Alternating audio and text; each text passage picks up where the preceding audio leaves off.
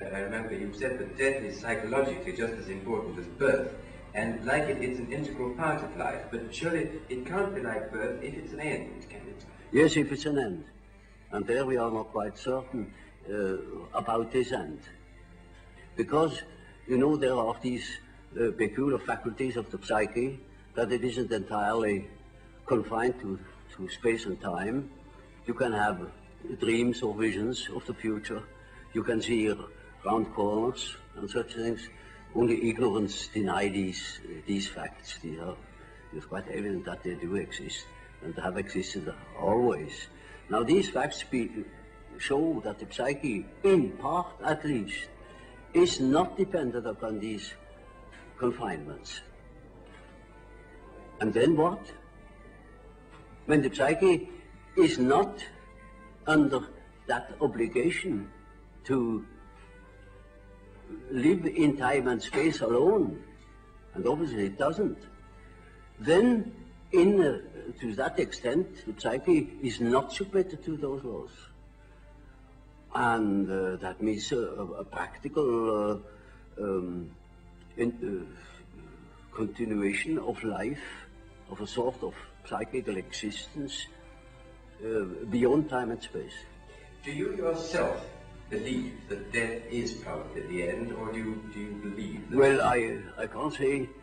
You see, the word belief is a difficult thing for me. I don't believe. I must have a reason for a certain hypothesis.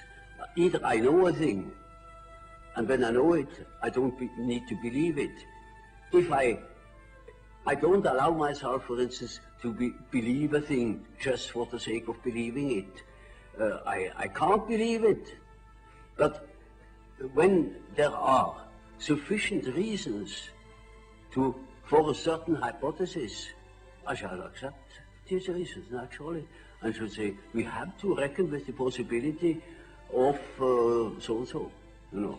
Well, now, you told us that we should regard death as being a goal, yes, and that to shrink away from it is to evade life and yes, life purposes. Yes. What advice would you give to people in their later life to enable them to do this, when most of them must in fact believe that death is the end of everything? Well, you see, I have treated many old people, and it's quite interesting to watch what the unconscious is doing with the fact that it is apparently threatened with a complete end. It disregards it. Life behaves as if it were going on. And so I think it is better for old people to live on, to look forward to the next day, as if he had to spend centuries. And then he lives properly.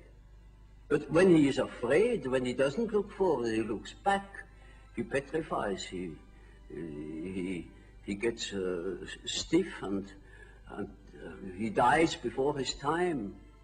But when he is living on, looking forward to the great adventure that is ahead, then he lives.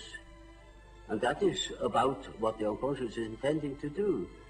Of course, it's quite obvious that we are all going to die, and this is the sad finale of everything.